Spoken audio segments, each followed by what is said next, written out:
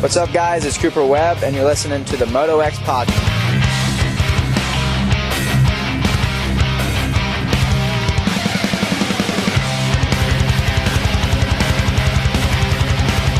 Hey guys, what's up? This is Aaron Plessinger, and you guys are listening to the MotoXpod. Save me from myself. My arms and legs are bound. Like an aging corpse from another world. I'll scream the truth 6 feet underground. Feel alive inside yourself. Watch your enemies dispel. If I can find a way to avoid this fate, I'll be a sword to... Welcome back to the Vital MX MotoXpod, presented by Racetech and Yamaha Motor USA. This is, unlike the last time I said this, the final MotoXpod with Vital MX, but we're going to try to have some fun tonight. We're supposed to have Rocky Mountain Red Bear Kawasaki's Josh Toth. He's obviously an XC2 GNCC rider on Stuart Baylor's team. And then we have a pre-recorded interview that I did last night with Gizmo Mods, Rock River Yamaha's Valentin Guillod. Josh is not answering texts right now. I've reached out to Stu. Stu's trying to get a hold of him. I did text Stu and said, if Josh doesn't answer, I'm calling you, but I didn't get an answer to that either. So we'll see what happens. This show could be interesting, but hey, we're glad you guys are here with us still. I hope you're here with us, checking it out for the final Vital MX MotoXpod.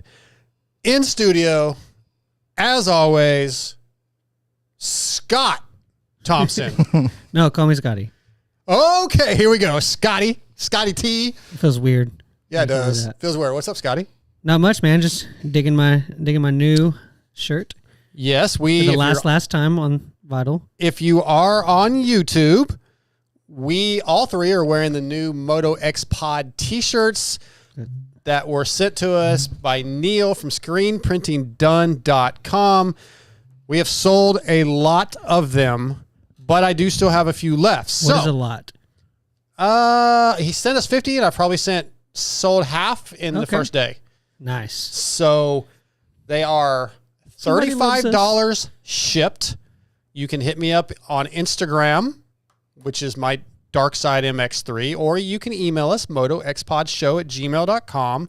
My Venmo, if you want one, is Jamie-Guida, Guida, $35. I need an address and a size. Was that within America? Yes, Yeah. that's definitely within continental U.S. We've had this issue before. Sorry, Aussie fans. Moose, or Peter from Australia, has just purchased one, but he sent me $70, and he said if it's more, he'll pay for it, which is crazy for a $70 Dedication, t-shirt. man. But we appreciate you a great deal, Moose. Also in studio, Chase, 710. What's up, dude? What's going on, dude? Good to be back. Big, we haven't been here in a couple weeks because I was in Pulp after Redbud, so we didn't do a show last week. And job situation, I thought we might not do a show this week. We're going to get to that too, I think, at some point tonight. I'll Ever evolving. update you with that interesting story because it's changed since last Monday when I was a Pulp. Who saw that coming? But anyway, this is, again, the Vital MX MotoXpod presented by Yamaha Motor USA and Racetech. Yamaha has a reputation for dominance. It doesn't happen overnight. It's built over decades. The YZ story is over 50 years of iconic machines and groundbreaking innovations. Yamaha took the championship-winning bikes and made them even better because the best don't rest. Check them out at YamahaMotorsports.com for all they have to offer.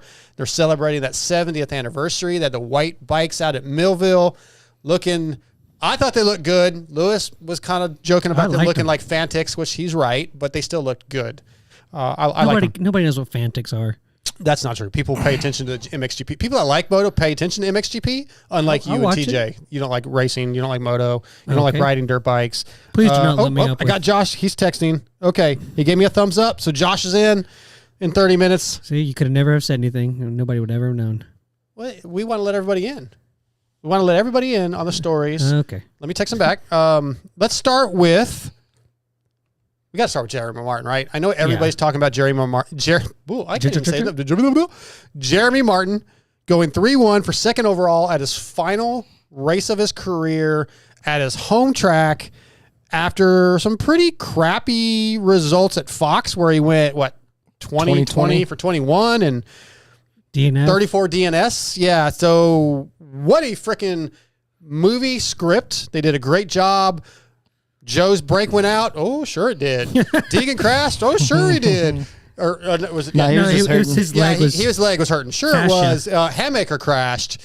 And Viel crashed. Oh, Kitchen crash. Kitchen crash. Sure they did. Hammaker crash. What a story. The Moto gods will not be denied. Yeah, this is definitely the latest motocross Hollywood movie script. They just had to run it by everybody this time finally to see if it was a good script, and I would say it was. What say you guys? Yeah, it was exactly what everybody wanted. I think I texted the group chat, that morning or the day before and was like, what do you think? Like 9-12? Like best case scenario, honestly. Maybe he gets a whole shot, leads a lap, something like that. And then he came out and did that. And it was one of the cooler things I've watched in the past years for sure. Yeah, when he pulled the first hole shot, I was like, holy crap. Like, that was cool enough. Like, that would have been cool enough for the day. Like, you pull hole shot your last time at Millville. Yeah. But then I was like, he'll probably fall back to like 6th, 7th. And then he held on for 3rd. And then in the second mode, he did it again. I was like, oh my God, this is, dude, just absolutely like, what's even the word? Just like almost not a miracle fairy tale ending. Yeah. I mean, that really legitimately that is home track. Yeah. All the hallmark words. It was, I can't imagine being there because you could I was getting goosebumps watching it. Like just watching it, I was getting goosebumps. A little teary eyed. Yeah, a little bit, but mostly just chills and feel good about it, but what was crazy is like even over the bikes, and they don't really mic up everything the whole lot, like because obviously you got to hear the announcers, but you could hear like the crowd the sound just move with him, right? And that was just you could if I was started to watch the crowd a little bit, and like they were all going freaking nuts on the sidelines, air horns and t-shirts and stuff flying. Like that's their son, like that's Millville. That's like that's their guy. And seeing John and seeing Alex in the announcers tower, Deegan afterwards coming off and giving him the big hug. And who was the guy that did it in the 90s that was like the Millville like guy? Like Donnie Schmidt. Yeah, he did that. He won like his last race there or something like that too. They do it every Sunday after the National. They have a Donnie Schmidt. Well, now they're going to have to do a J Mart. Yeah, right. Yeah. Guess bye-bye, Donnie. You're gone. It's now the Jeremy Martin Memorial Race. It was amazing. And just seeing Jeremy or Hayden come off the bike and hug him and how excited everybody was. I almost texted Hayden today just to say, like, had you caught him, would you have stayed behind him? Just let him go? But I didn't want to. Yeah, I mean, he had the overall. He's not. Jeremy Martin's not a threat for the title. No, let him win, right? He might not have made it out of there. Yeah, right, right. But it was cool because Jeremy got some pressure. He got past. He was ripping. Yeah, Joe was all over him. And then, Mikkel Harrop was there in Moto2 for a few minutes. It was really cool that he put in some amazing lap times towards the end. Like, it was a hell of a story. I would not have bet he'd get 2 hole shots and go second overall. Like, I would not bet money on that. Yeah. No way. Just a hell of a way to go out. And I would like to know if Bobby Reagan was like, hey, let's keep you around. Like, Jeremy's done. He says he wants to be done, but like, I'm sure Bobby's like, that was pretty freaking good. I think you don't want to ruin it. No. Yeah, I think he made the joke and Jeremy was mic drop. Yeah, no, it's you can't go pick up the mic after you dropped it. No. Well, everybody's talked about this story. I'm actually going to write something on our website in my Darks side feature on the story here. I'm going to write that pretty soon. By the way, the MotoXpod.com. Go bookmark that. That thing is going to be live hopefully by like Monday. It's up. We've got some stuff posted to it already, ready to go. Just working out a few little bugs with graphics and stuff, and it will be up. And you can also go to the MotoXpod YouTube channel and subscribe to that. Posted some shorts, and I did a little update video the other day, just kind of tell people what was going on. But the next week's show will be up on our own YouTube channel. So, please follow and subscribe, like, all that stuff to those things. Bookmark that MotoXpod.com website because there's going to be some content coming from that. All right, what do you... Well, I was about going to say something. It's kind of to go off a little bit of J Mart's, I think, success. Like it was, and I know like they did it because they thought they were going to get rain, but the track was awesome. If like, you'd let me host, that's next. Well, just making sure. Go ahead. Sorry. Scotty, come on. If you're on YouTube right now or want to email us, motoxpodshow@gmail.com, we were having a discussion. I was probably going to bring this up later, but FXR is sending us some jerseys, and we're talking about what we want on the back. And Scotty wanted to put Scotty on the back of his jersey. I'm just curious if you guys feel like that's the same as me having Dark Side on the back. Just like you always do, you never put any context with all the context with your statements half the time. Well, not when I'm trying to make fun of you. Why would I do that? So these are MotoXpod MotoXpod jerseys. They're gonna have MotoXpod on them. Sure. People don't know who the fuck Thompson is. Nobody knows who Scotty is. Well, they know more of that than they do Thompson. I mean, Chase is putting Garth. They're gonna be like, who's Garth? So why aren't you giving him crap? I mean, because it's more fun to make fun of you because you get upset. He doesn't care. I'm not that upset. Nobody knows who Darkside is half the time of the track either. No, that's bullcrap. No, it's because not. people get on there all the time. Like, oh, Dark, I saw you on the track. Blah Yeah, blah blah. most people are like, I've had so many people come up. Nobody knows. Is that your real last name? Like, well, then nope. that's a whole nother. Yeah, problem. they don't all know. So, yeah. Anyway, so I'm curious what you guys think. Hey, I got to text Stu back. So let's see. What I want to do Eli Tomac next. Eli, I feel, even though his results weren't terrible at Redbud, well, they weren't great. He rode okay in the second moto at Redbud. Like, he was okay at times. And he was okay at times at Millville. Some people got upset when I was on Pulp and said some negative things about Eli, but what are your thoughts on him right now? Because obviously this is just an opinion. Is he mailing it in or is he struggling, Chase? I don't think he's he might be struggling a little bit, but there's also he's going to a new team in a couple races. It's not been going great. He can't if he's not. I feel like if he's not up front and him knowing he's going to another team, just get through the rest of the season healthy and build. So you think he's kind of mailing it a in? little bit? I do feel like he's struggling with something, whether it might be a little bit of maybe banged up, maybe tired, wore out from the season. Maybe there's something going on. I mean, there may be chasing bulls. The bike hasn't looked great. I mean, his bike's never really looked great. Like, through history with him, he said, like, hey, the bike, I'm not comfortable. I'm not going to push all the way full throttle. So I'm going to give it one more round, Washougal, before I say, yeah, he's just gave up, basically. Because I don't think you can go from winning a moto and fighting for wins to where he's at right now without something being off or deciding, yep, this is all I'm going to give. It is interesting to me that at the beginning of the year, he had this speed, but kept starting like 15th. And then, I don't remember which one of the motos it was in these last 4 that haven't been that great. He got to start. Well, the first one at Redbud, but he blew the bike up, right? And then he got 7th. Yeah. He's getting better starts and then not really doing anything with it. So that's interesting to me. We're not seeing him move forward. Yeah. Right? We're seeing him get passed by RJ and guys like that. And Cairoli, I on the results, Cairoli was behind him, like on the ticker. But I swear on rewatching the race that Cairoli did pass him for a minute. Yeah, maybe and the results never caught up. But I may be wrong. I mean, Jet blew by him. Oh, yeah. Yeah.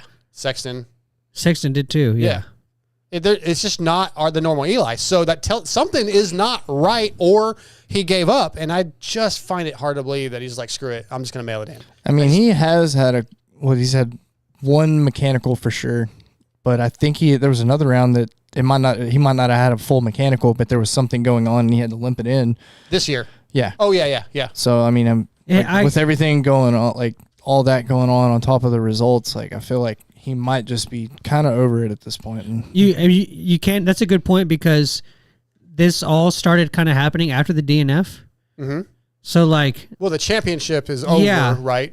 But I mean, even though he wasn't in the best shape before, once it was officially over, do you subscribe to Stu's theory where it's No, where he's basically, I can't win the title, so I'm not going to try. Yeah. No, I don't. I don't think it's that And I say bad. that because I'm taking Eli on his word in past interviews where he's like, no, I want to win. I don't like not winning. I think he's probably pissed that he's not doing well, but I don't know why he's not doing well. But as you've heard, like Lewis talk about and Mathis, we're not getting any interviews with him, so nobody really knows. But I don't believe he's just mailing it in. I think there's something else, whether it's bike related or him related. I just don't believe that he's mailing it. Let's move on. Both things could be true also. Yeah, sure. This is, again, the Yamaha Motor USA opening chat.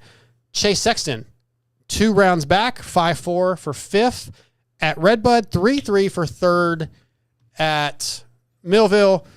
Pretty big gap at Millville, but like the Redbud ride I thought was fantastic, where Jet passed him in the second moto, but he kind of hung on until he tucked the front and wasn't going necessarily the exact same pace, but looked pretty damn good for just coming back. I feel in the next couple rounds, he might actually be up there battling for second and maybe even a moto win.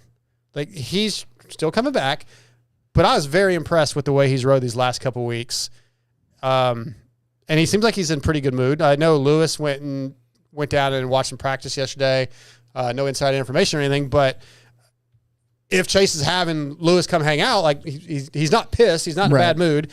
He's feeling good. So I like having him back because he's just another factor. Do you think he'll catch up, though? Do you think he can run with Hunter and Jet in the next couple rounds? I mean, there's only 4 left. I mean, I think he'll continue to build, but dude, Jet and Hunter are consistently building, and every week they seem like they're a little bit faster. Like Hunter, I mean, Hunter looked awesome, but yeah, you're right. Chase is coming back. He's building. I know how he kind of is, and I don't think he would go out and not want to try to win one before the season's over. Scotty, so do you? I forget what I was gonna ask you something specific. To the last one, Hunter, yes, Jet, no. Okay.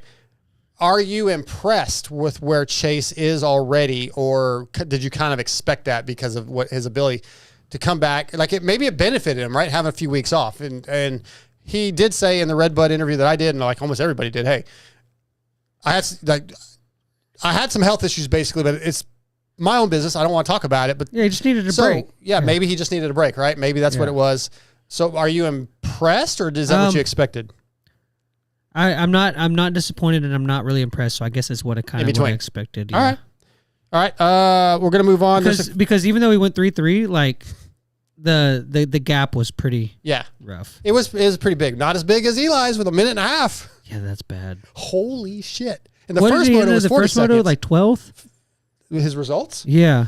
I got him right here somewhere. What I can't memorize shit like that. 6.9 for 7th. Okay. But he was 40 seconds behind in the first moto and a minute and a half in the second moto. That's massive. That's ridiculous for Eli. It's almost a lap. We've already talked about Eli, though. I want to talk about Prado. I want to talk about Cairoli. I guess let's do Cairoli and Ducati. Redbud results 3:39, right? The bike, electrical problems. 4th overall. He did not get. He was 4th before the bike quit. What? He did not get 3rd in the first moto. You said 3:30. Yeah, I was about to. Oh, yeah. He got a podium. Shit. Yeah, no. What the fuck? Yeah. What? 12 maybe. No, it was I didn't write I think down. it was top 10. I don't know, man. I don't know. I can't remember. I think it was like 10th or 11th. I'm an idiot. Hey, here we go. I'll get this. Stop acting like an idiot. You're the idiot. Don't be an idiot. Changed my life. 14th overall, though. But I guess my question is, some bad luck, some issues. Was it successful for Ducati, though, to come out, make a show, and like, hey, this bike can perform? There's a couple things we're going to work out. You know, he crashed at Redbud and got burnt, right? That wasn't really a bike issue. So at the end of the day, do you think it was a good idea?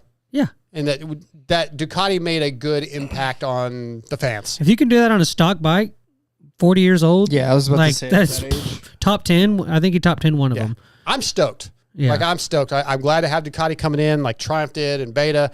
And yeah, having an older world champ, 9-time world champion out here riding well, showing that the bike's capable in this pretty stock version. Yeah, It gives them some information on the bike. Like, Yep. I can't see it being bad, especially with who they brought in to do it. Like, you're already. I mean, he's 40 years old. I don't know that he's actually 40, but he's close. With him doing it, you already kind of have a lower expectation with how old he is. You're coming in with a stock bike. I think it was a net positive for sure. I agree. At first, I was a little confused because they had the Ducati rig at the couple of the Supercross races. Yep. So the fact that he was coming to the Nationals, but not with the Ducati rig, with the fact he's doing it with the factory connection team, I always thought that was kind of weird. But now it kind of makes sense that like they weren't doing the full factory bike, so it was a stock bike. It wasn't part. It didn't have anything to do with the race team. Right. Had to do with Ducati. So I thought I think that was actually smart because then it's not putting the expectations of the Ducati race team. Yeah. It's like it was just him on the stock bike, like, right. And that's just him being Caroli. Like, it was just cool. Yeah. It was very cool. I agree. Before we get to Josh, we'll step away from the racing stuff for a minute. We might get to some more of these topics. Two things I want to update on. So 2 weeks ago, last week I was at Pulp. Monday, Tuesday, Steve and I went mountain bike riding. I meant to call in last night and tell the story because I want to make fun of the guy and talk some shit, and I forgot to do it, so I'll do it tonight. He takes me on this mountain bike ride.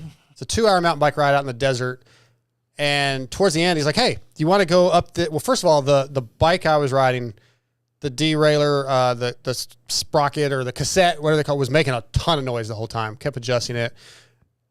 It was like slipping gears, basically. He's like, yeah, I probably need to maintenance that thing. And he looked and saw how many hours it had. He goes, oh, wow, yeah, it's got way more hours than I thought. Yeah, the thing needs... We're out in the middle of the desert, though. We're already an hour in, and we got another hour to go. And we start climbing at the end. We'll go up the side of a cliff, basically. It's a drop-off on one side, narrow mountain bike trail, rocks, and there's like a sheer 2 foot, maybe 1.5 foot cliff little thing that you got to wheelie over and pedal and get up. And I'm clipped in. And I go up over this thing, and the rear wheel locks up. And I slam into the handlebars, Bradshaw style, Damon Bradshaw's Yamaha style. And I'm clipped in, and I fall instantly to the left towards a cliff. And there's a flat rock that sticks out a little bit. And I landed on it, and I held on. I mean, it wasn't like a real cliff, but it would have hurt if I'd gone over. Like I would have tumbled. And I'm like, I get myself unclipped, and Steve's like halfway up the fucking mountain. Yeah. And I stand up, and I'm all scratched up, like my leg's bleeding. Both my wrists hurt because I didn't wear my wrist braces. I didn't take them with me. And I'm looking at the bike. The rear axle came out. And he's up there. He's like, Dark, you okay? And I was like, no. Yeah, man, your stupid axle came out. Factory mechanic, my ass. Yeah. And he comes back down, and he's like, yeah, well, that's the bike that all like the co-hosts ride, and I don't really look at it. That's the one you should be looking at. Yeah. The one that everybody else is riding. So Steve almost killed me on a mountain bike ride. How'd you get it back? He had his tools, and we we threaded it back in, and I was like, yeah, I guess I'm good. What else am I going to do? We're halfway up a mountain. Yeah. So, yeah, thanks to Steve for that. That's a good one. Nice little fun story. As far as me hinting at the job, right? Most people know I took an HVAC job. I made it 4 days, Monday, Tuesday, Wednesday, Thursday, Friday, and Monday. And every day that I worked, I was going in about 7:30, and I was getting home around 8 o'clock at night. Friday night, this is residential HVAC, by the way. Friday night, it would have been closer to 11 had the last job not canceled. I was like, there's no possible way I'm going to be able to do the show or do anything media-wise with this schedule. And I was talking to the guy who was training me. He's like, yeah, that's kind of how it is during summertime. I'm working 10, 12-hour days. Then we're on call on the weekend sometimes. I talked to my friends who run the company. I said, like, is there any way on Wednesdays I could be out of here by 5? Can we set that up so that I can do a show? And he's like, probably once you get your own truck, which could be 6 months or more. So the show's dead at that point. There's no way. Yeah. I go back to work Monday. I think about it all weekend. I'm upset about it. I'm disappointed. I feel like, yeah, the show's just not going to work if I'm going to do this job. So I texted Sunday, the guy that used to be the city manager at the city I worked in for 15 years. He's now the city manager of the city next door, which is where I live now. I said, hey, man, do you guys happen to have any spots open? They had just let somebody go at the water plant. I was Gratuitous. I said, I'm interested. And he said, all right, well, Monday morning, let me talk to the water plant manager, who I used to know because she also ran the water plant where I used to work. And, they hit me up Monday and they're like, yeah, she wants you to come to work. She needs somebody starting out where I used to make. I'll get all my licenses back, get some pay bumps. Schedule's much more friendly. And my retirement starts right back in. It's the same retirement. Mm-hmm. So, I went in Monday afternoon, told my buddies, hey, guys, I know I've only been here 4 days, but this is it's not going to work, man. It's not, I cannot give the show up. I'm going to be miserable. I'm going to make her miserable. So, I am no longer doing HVAC. You're not going, but to be clear to everybody, you're not going back to dig ditches either. There could be some of that, but I am not doing public works. I am going to be working at the water plant. But if something goes wrong, there might be some of that. But I don't really care. How do you plant water? Does it grow? You'd have to get a job there. Miracle, find out. Miracle Grow, man. It's corporate secrets. So, I might start as early as tomorrow. We're just waiting on the drug test to come back, which I should pass. Ooh, you're going to be all right. I mean, I know my drugs. Maybe I think I'll get at least a B minus. No, so that's the story. I called Kiefer and I told Steve because they're going to hear about it and give me shit. So I figured I might as well just get it out there ahead of it, explain to them. Steve was like, I really think you should have given it more than 4 days. I was like, well, why? It was clear I wasn't going to be able to do my show. That was without doubt.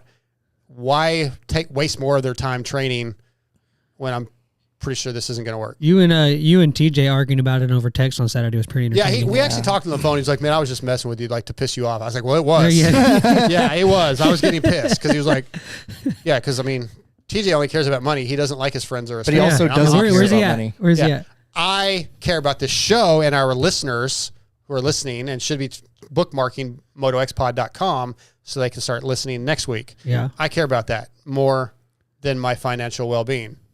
Remember that Venmo I threw out a while ago? Yeah. Joking.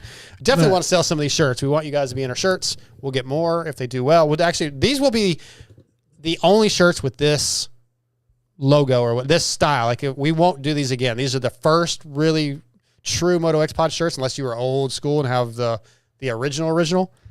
Yeah, I doubt it. But if the next run of shirts will be different so that these 50 are completely unique and they're going to be worth money someday. yeah, they're going to be rich. We just signed one for one of our listeners. Which is crazy, but whatever. That devalues it a ton, in my opinion. But Yeah, especially with my terrible signature on it. So that's my deal. I don't know if you.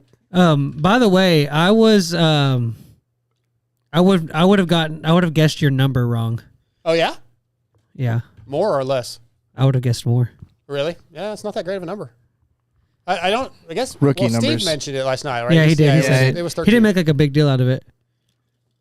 Yeah, I could have. I would sent have. out. Well, actually, I didn't. The Atlas brace. You are picky though, so sitting on the table. Oh yeah. Well, and I've always been in long-term relationships almost. Yeah, I guess you're Every right. one of I've had probably 4 or 5 that at least 5 years, closer to 10. So I would have said. I mean, Amber's been 10. My marriage was 5 or 6. The Yeah, I guess you're before right. that, the first marriage was 5. That takes up a lot of my life. I mean, I did just have a birthday Sunday, and we're not going to talk about how old I am, but. Are you 50, 51? 50? What did I just say? I clearly don't give a fuck about No, that. I just said we aren't going to talk about this. But I am. No, we're not. Here I am. So I didn't you allow were anybody wrong. I didn't You're allow mistaken. anybody to do a birthday party. Yeah, that's this weekend, right? No, it was Sunday. Because you're not going to ride? It was Sunday. My birthday was Sunday. It's over. Yeah, I know, but you're going to do something this weekend. You said there's no birthday party, right? Yes, my mom is kind of, she made me feel guilty. Moms do that. Yeah, she did a really good job. And I was like, My mom tries, but she's don't- given up on me at this point, so whatever. She can be mad at me for doing it. Oh, that's funny. but anyway, why'd you ask me about my age? I don't even remember. You brought it up. What's my age again? I brought it up? Yep. Wow, see, I'm old. I'm trying to get Josh on the phone right now. Okay, so our first guest of the night seems to be on the phone. He is going to be brought to you by Racetech. Racetech is the world's largest aftermarket motorcycle suspension modification company, and they have over 40 years of experience providing factory-level suspension to the everyday rider. Racetech Gold Valves provide a plush feel with drastically improved bottoming resistance and increased traction. All Racetech products are 100% guaranteed and made in the USA. Tonight, Racetech brings us from the Rocky Mountain Red Bear Kawasaki team, GNCC XC2 rider, Josh Toth. What's up, Josh? What's going on? Oh, yeah. We're doing good, man. We're just sitting here talking a little bit about Millville, and glad to talk a little off-road with you. How you been? Good. Super busy for sure these last few weeks, and just got out of the woods cutting some trail for our upcoming ISD training camp. Okay, yeah, I want to ask you about ISD, but since you kind of brought it up, you're busy, you said, but this is like your downtime. This is your off or mid-season break in GNCC. So how much riding are you doing during this time? To be honest, not a ton of structured riding, kind of more just been messing around and taking a break from the intense like motos. But like I said, been pretty busy with getting ready for this camp, kind of help hosting it. And so just been busy doing all kinds of stuff. I'm getting ready also to do an Enduro GP before the 6 days coming up. So all kinds of things going on. Now your team owner, Stu Baylor, I was texting him earlier when I couldn't get a hold of you, and he said you're in Arizona. Is that where this ISD camp's going to be? No, it's actually, I'm back in North Carolina. Oh, okay. But I was out there for the weekend visiting my girlfriend. So gotcha. Yeah. Been Okay. all over the place. Well, I was going to ask if the terrain in Italy for this ISD coming up was similar to anything in Arizona. That didn't add up. So, but I'll get to ISD in a minute. Let's jump into GNCC. Yep. 2025, this season is your first season on Stu's team. I think you were a privateer last year, and this is the second year of his team. How's that been for you? Yeah, no. I did my own thing last year, kind of privateer effort with Enduro Engineering, and moving on to Stu's program with Kawasaki behind us has definitely taken a lot of things off my shoulders that I just don't have to think about that I was before. So that makes it a lot easier, and having all the kind of unlimited parts and bikes as well that I could use. So yeah, it's been great. That makes a big difference, right? Like basically you are the Kawasaki factory team. I don't know if that's officially the factory team yet, but I know Stu said that's kind of what they're working towards. But yeah, that's a whole lot better than being a privateer for sure. Yeah, no doubt. You know how it goes. Yeah. I want to ask you about this. This season, there have been a lot of XC2 riders with overalls more than ever. I think last year, if I'm not mistaken, you were the first rider to actually win overall in the XC2 class. Is that right? Yep. Yeah, that's correct. Okay. So when that happened, how big of a deal was that to you, to the industry? And then I also want to ask, like, why do you think there's more of it? We're seeing more this season. Yeah. For me personally, it was just incredible to get the weight of like my first official win off my shoulders, and to do it from XC2, because I had raced XC1 and all those guys before, so I knew I was equal to or a better rider than all of them. And just worked out that day. The conditions were pretty nasty and put myself in a good spot, and it came together. And now seeing it happen kind of consistently is pretty crazy. But I think just like anything, once one person does it, it's just motivation or kind of unlocks it for others. So we had Cody Barnes on recently and Liam Draper, and their reasoning when I asked, why do you think this is happening more now, is the XC1 guys kind of cut the trail in more. And once, the XC2 guys starting a minute behind, you can go faster because you can see the trail basically. Is that kind of the right answer? Yeah. That's definitely like kind of the advantage we have at times, but I mean, that's always been the case too. So it's kind of weird how it, like you said, it's been happening more and more now, but yeah, I think just some of the young kids are pushing the level too. Okay, yeah, well, I think that's just the evolution of the sport actually makes sense. Now, the last round at Snowshoe, you did it again, right? That was your second overall win? Yeah, I was able to do it there as well. It's pretty awesome. How were those conditions? I heard it was really hot. Yeah, just, it was definitely warm, like not over the top hot, but it didn't feel like there was any movement of air like on the mountain. So you're just cooking all day. And as soon as I got stuck on lap 1 and kind of hung up, fell behind a bit, I just overheated, and I knew right then and there, like, it was going to be survival just to complete the laps and do the 3 hours here. So I think I kind of hit that wall and broke through it before everyone else. And then everyone else was struggling or hitting the wall while I was kind of catching back up and just picking my way up through.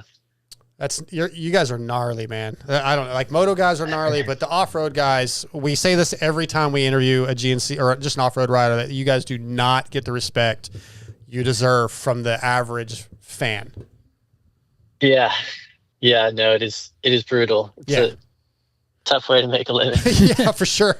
Yeah. Well, yeah, exactly. I mean, there's not many moto guys that are going to win a GNCC, especially at a very unique, different style course like Snowshoe, and then go do Southwick the next weekend and still do good, relatively. And it's just crazy to see you guys to be able to be that versatile. And what does that feel like, transitioning from winning a GNCC in a place like Snowshoe to going to another nostalgic place like Southwick? And hot. Yeah. Yeah. No, I appreciate it. It's tough, like, kind of flipping like the mental switch more than anything. Like, it's just hard. Like, I feel like I can ride with almost anyone or have the bike skill now, or I personally feel like I should be able to do anything on a bike anyone can, but it's a matter of like unlocking that intensity and just giving your effort like flat out for the moto, and then like draining yourself. It's hard for me to do that. Coming from off-road, like, I kind of work into it and then leave everything out there, but it's hard to really just show that intensity that those guys have. It's impressive. Did you get did you have like a stock bike that you put stuff on? Were you using a version of your GNCC bike? What was the bike difference? Yeah, so I raced a 250 typically, and that was just a standard, like a stock 450. Okay.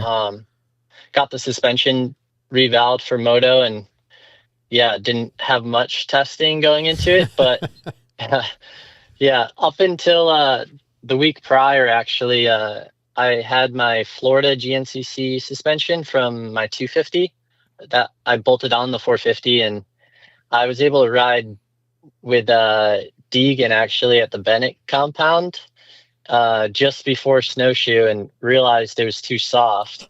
So I picked up a set at Snowshoe from my buddy Napper, and had one day to ride on it, and then went to the National. So yeah, it was much stiffer, but it definitely beat me down. So Chase, Scotty, one day of practice on the suspension. He's an off-road guy. He goes to one of the gnarliest tracks on the pro motocross circuit, and he qualifies. Mm-hmm. He almost didn't qualify. I mean, Jeff Walker got penalized, and he got in, but still, that's pretty badass. It really shows how little amount of talent that I have. Yeah, and how much these guys have. How much they have, yeah. What you got, Chase? Yeah, it hurts my feelings. Oh, man, I was looking back through the results from Snowshoe, and it showed that you and Stu were like, the final time was like within 2.5 seconds. I was curious, kind of the end of the race there, how much battling you two went through. Maybe if you're pulling any punches because he's kind of your boss. Yeah, I'm not holding back for him, but no, I don't think he'd be happy if you did. Yeah, for sure. No, exactly. But it was pretty heated, pretty intense going into that last lap. With the Snowshoe, the start format, it's kind of like the old school Blackwater. So they do like 5 riders at a time every 10 seconds. So they deduct that 10 seconds at the end of the race. And I started on row 2 and he started on row 1. So I knew I could follow him through the finish and still win it. But going into the final few miles was like big stretches of road and like ski slope.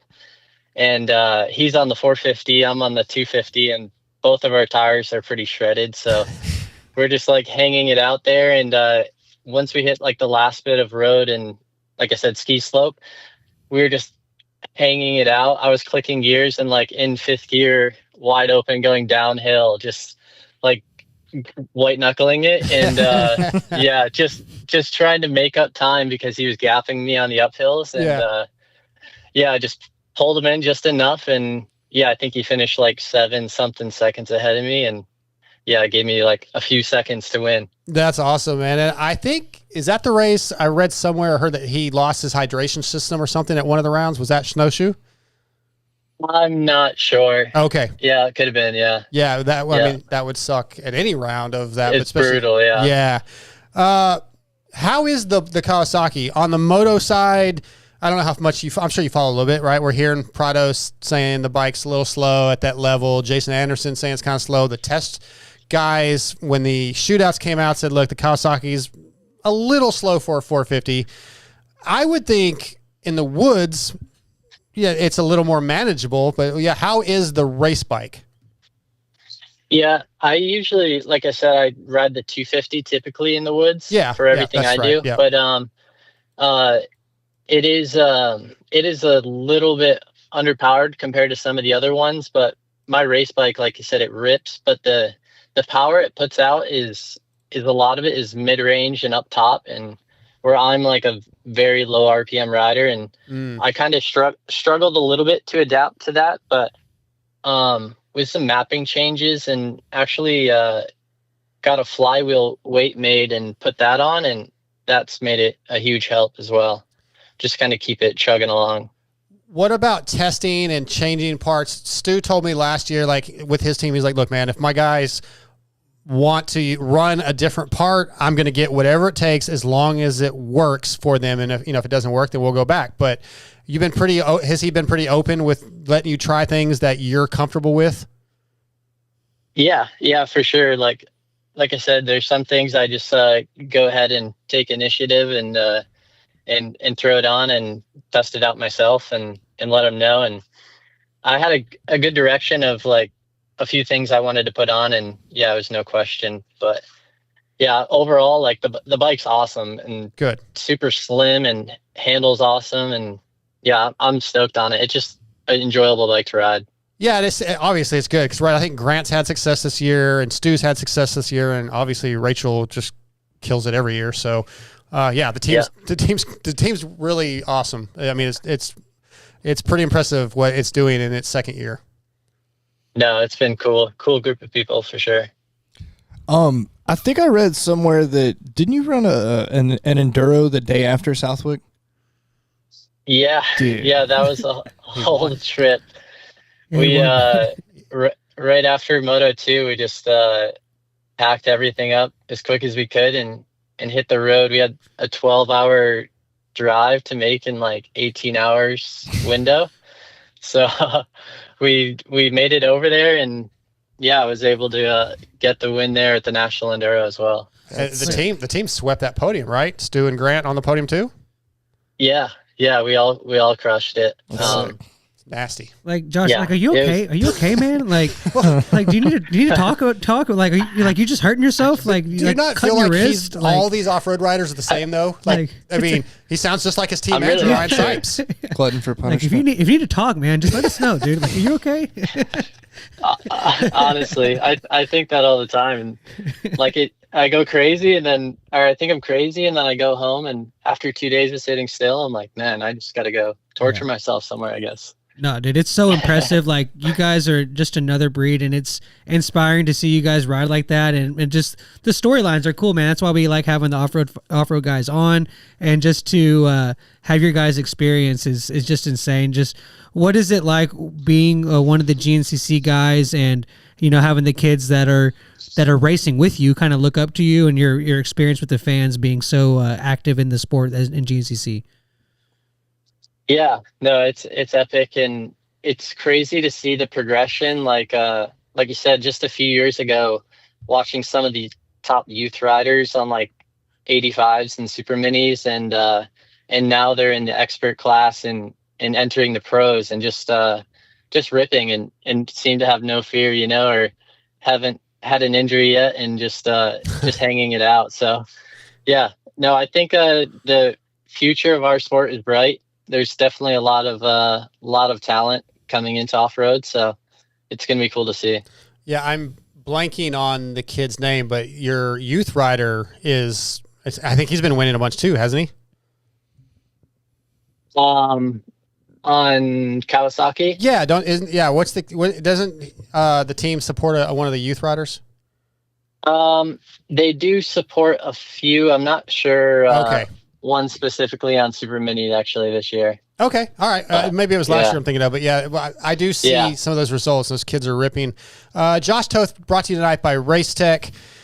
So I was reading some interviews on you, and I'll tell you, like, we're still relatively new to the off-road scene. We've been covering this for a couple years, but we're getting to know a lot of you guys. And I read somewhere that you're kind of known as a technical rider. So do you have any trials background, and are you like a Cody Webb style guy that can do all that, like, trial style riding and just up sheer faces of cliffs and stupid crap like that I don't even want to go down? Yeah, I am now, I guess.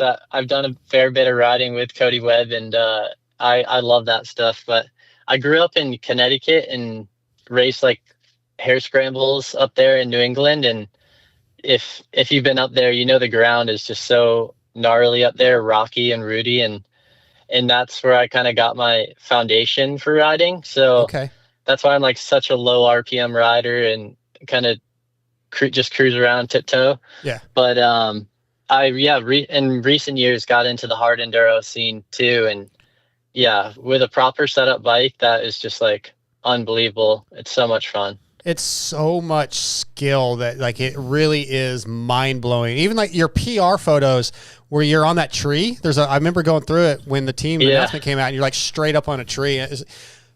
I don't get it, man. It's defying the laws of physics and ability for me. It just doesn't add up. But I love watching you guys do that stuff. No, it's cool. I go out to like our local Spot Brown Mountain and stuff and play around and just piece together these giant boulders and play around on them. It's like, it's unbelievable what the hard enduro stuff has done for my other riding as well, like motocross, GNCC, everything. Just overall bike skill has helped massive. I'll bet. I've texted Cody and be like, dude, I'm just going to unfollow you on Instagram because I can't, it makes me a little sick to my stomach how good I don't like it. I'm like, I don't know. It just, you know what I'm talking about, Cody, or Scotty. Yeah, like you see that stuff, and it's like that doesn't make any sense. I know. Like I've done some whiz riding, and like barely. You quit. Not that I've done more since then. Calm down. But anyway, so I've done a few of them, and like just normal guys, like just normal Joe Blows will blow by me. I'm like, dude, how are they going that fast in the woods? And know that they're not doing anything like what you guys are doing. It's insane. When you guys are, especially like mud races or just, I know snowshoe has a lot of technical rocks and stuff. Like how do you save your clutch? Like we've seen a lot of people in our moto coverage that we do that can't make a clutch last a 30-minute moto. I know motocross is different, harder on the bike and stuff, but how do you guys make stuff like that on the bike last for 3 hours?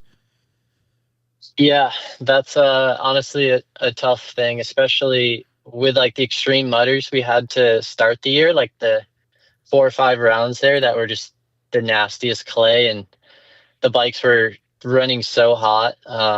It was definitely a factor where I had to manage it and just kind of ride it in at a couple of those. But we've definitely worked on that and got them to run a bit cooler as well. But yeah, overall just trying to stay off of it and use the engine, instead of the clutch. ISD coming up. We already talked about that in Italy, August 24th through 26th, 29th, 24th through the 29th. You were on the team last year. It's you this year. You, Johnny, Cody Barnes, Dante. What do you think the chances are? I think we got a good shot, honestly. I know Cody's been ripping. Johnny's just coming back into it. Dante is always solid. So I think we have a really good chance as a whole to win this thing. What's the environment like where you're going? What type of terrain are we talking? From what I hear, it's going to be quite a bit of elevation change. I expect to be fairly rocky kind of gravel, and just a lot of off cambers, kind of technical. So. Well, I'm looking forward to seeing Team USA get back on top. I got one more for you. GNCC season kicks back off in September, if I'm not mistaken. What's it going to take? I think you're 7th overall right now. Do you have enough room to move up a couple spots? Can we get to the podium with this thing overall? Yeah, I'm not sure where the points are sitting, to be totally honest with you. I'm just been doing race by race, and yeah, we'll see. We'll see where I end up at the end. Okay, yeah, I think you're 4th overall in XC2, but so that's not. I'm actually trying to pull the points up right now. For some reason, my Wi-Fi is not working. Yeah, I was trying to look them up earlier. But well, Josh, we're going to be following this thing, man, as we try to do, and good luck with the rest of the season. Good luck at ISDE, and just continue to kill it, man. We really appreciate you coming on here tonight, and Stu, for all you guys do with the off-road scene. I appreciate you, and thanks for having me on there. Absolutely, Josh. Have a good night, buddy. You too. All right, take care. That's Josh Toth tonight, brought to you by Racetech. Dude, I love these off-road guys, man. He did like 4 different disciplines in it's like 8 days. Yeah. That's well, ridiculous. I mean, yeah, again, it's so stupid. Snowshoe in that environment, winning, right? A week later, racing Southwick in the sand. 12 hours later, lining up for an enduro and winning that. Honestly, like qualify, like for like a guy that does purely off road and going on basically a bone stock Kawasaki, qualifying for the Fast 40 kind of is winning. Like honestly, yeah. It's Southwick where it's like you got to qualify like that. It's wide open everywhere. Yeah. Like that's not how they ride at all. No, it's pretty crazy what those guys do. All right, let's jump into the Racetech Expert Forum check-in. Sorry. Yeah. Yep. You know how the show is. X-Brand is your choice for clear vision and a leader in motocross and off-road goggles. X-Brand is used by many of the top GNCC riders, as well as motocross, supercross, and arena cross riders all across the world. Visit eksbrand.com or go to your local dealership and ask for X-Brand, distributed through WPS. Tonight, the X-Brand Forum check-in is titled Time to Turn Loretta Lynn's Track Backwards. Oh. Posted by 81. That's the guy's username, 81.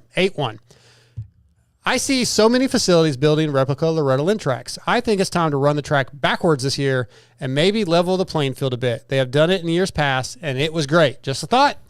Let's read a couple of responses here. I see so many facilities building. Wouldn't they just ride the track backwards to prepare? Then the milkman. Don't tell him. I'm all for it. Yeah, don't tell him. Yeah, I like that idea a whole lot. Or everybody gets there and we're like, oh no, we built another track on this other patch here. We're going over there. It's totally different. Supercross. Hang on. The milkman said, I'm all for it just because I want to hear all the parents who paid for their kid to train at a replica track bitch about it. Let's do one more. Would be awesome. MX Sports would never do that. All right, let's get our thoughts. Go ahead. I think that the track itself at Loretta's isn't what like makes it crazy or unique, and like you're wrong. No, let me get there. It's the way it degrades. Okay, fair point. You might be able to get it to degrade like that a little bit on a practice facility, but I don't think that you really can prepare for it. I've rode one of those Loretta tracks, and I rode the actual Lorettas, but I know that it wasn't the same. Like maybe prepares you a little bit, but it's not the same. It prepares you for like the layout and the obstacles, but it's not. You can do that. It doesn't get as ruddy. No, I think it's rough. Dirt's different, or it's hot. It's hotter, humid. I rode at Texas Tornado down in Houston a couple years ago, before like the Lorettas. Yeah. And it got super ruddy, but it still wasn't. Yeah, it wasn't this. Well, I've never read Lorettas either, so I can't say for sure, but I've seen it. It didn't look the same. No. So, but I still like this idea. Why not? Yeah, I don't hate it. Like it wouldn't. Yeah. It would throw a little bit. It would make it a little more interesting, I guess. I don't think it would change anything that much. Not really. I mean, the finish line would be a little different. Brownie still wins. He's probably going to win this year, even though he's. I thought he's. I was joking. Okay. He's Brownie. He's still going to win. So no, hey, there's your spot. Well, yeah, I think I would have been in anyway, but I started a new job, so I can't really leave. Yeah, start 2 new jobs in the last 4 days. Glade water, bro. They're not gonna let me go anywhere. I don't have any time built up. Yeah. I've missed 2 days of work now. Dude, somebody else can plant water for a couple days. It's all right. Just throw some Miracle Grow on it and let it do its thing. These are so stupid. It's making me laugh though, so whatever. Yeah, what do we do? MotoXpod show at gmail.com, MotoXpod.com, MotoXpod YouTube channel. The blue logo is the show. Go check it out. You better subscribe. We want to see you next week when we go live with our new show. I'm working on a couple big guests. Might turn out we don't have any guests, but I'm working on it for next week. So we'd like to make next week big. Let's jump into now the Evans Coolant email segment. You guys ready to fill in the blanks? Either one of you? Oh God, yeah. Here we go. All right, here we go. Evans waterless coolant protects your what? Oh, that's not my normal. That's not my normal I know. spot. I was throwing you a monkey wrench or a curveball. Throwing you a curveball. Say it again. Protects your engine. High five, Chase. High five. Evans waterless coolant protects your engine because it always stays liquid. High five, Scotty. Steam inside the engine creates hot spots and detonation, but with Evans, the metal is always liquid cooled. Yes. Yeah. Used by HRC Honda, Factory Beta USA, Ampro Factory Yamaha, and many other teams, regardless of sponsorships. Evans is on the podium with. Oh, I typed that wrong. Evans is in the bikes on the podium. So for everybody, I deleted some of these reads because a couple of these sponsors aren't moving with us. Then I realized we're doing another Vital show because I screwed up and I had to type them back up and I typed it wrong. Yeah, of course. So again, behind the scenes. Can't read, can't type. What are we doing? I don't. I'm Can't a failure. listen. That's why I got let go from Vital. I can't read. I can't type. Yeah, budget cuts. Hey, man. It's all good. It's all good. All right. First email from Franklin Harris. Do you think Jet's outdoor dominance is a perfect storm of older riders on the way out and lack of new talent in the class? Not to take away from Jet. He's amazing. But only younger guys right now are Hunter, Chase, and Justin Cooper. Tomac, Anderson, Webb, Roxon, etc., all near the end of their careers. Just a thought and a topic for discussion. I personally think Jet's just something special. I've said this. So I'm going to say not so much. No.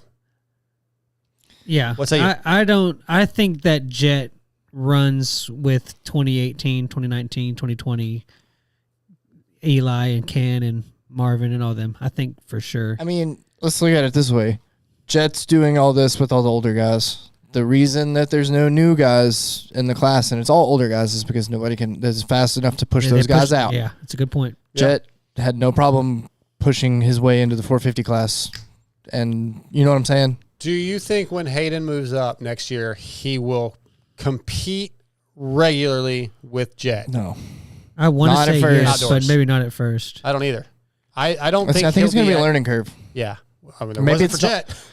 Because You're Jet's right. special. But you're right. Yeah, I mean, yeah, maybe, but Jet's tall and lanky and rides the 450 really smooth. Hayden doesn't really ride like that. Jet is an alien.